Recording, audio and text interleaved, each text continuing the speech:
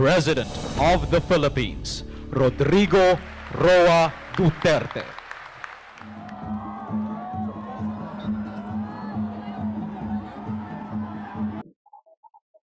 At sa kung dainin nyo sa init ng ulo pati supladuhan, di number one ako dyan. Pwede ako niyong sigawan dito, babuhin ninyo ako, but the last time that I will talk to you. Kung anong mangyari sa Pilipinas, huwag kayong magpunta sa akin. Ganun lang tayo, mag-respeto. Give me one, mag-demonstrate lang kayo. Huwag lang magbinastos. Because you are, I am no different from you. Pareho lang man tayo.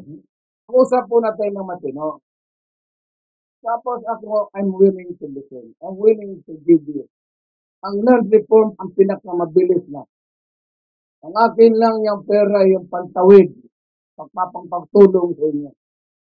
Kaya nga, I won a case of 25 million sa Mighty Cigarette.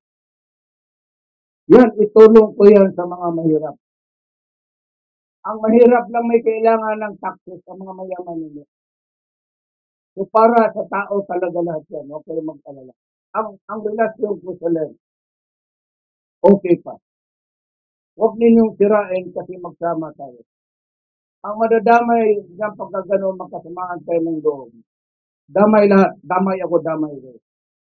But to keep the open line, hindi po sila madala ng supladuhan patapangan. Pilipino, hindi naman ito patayan.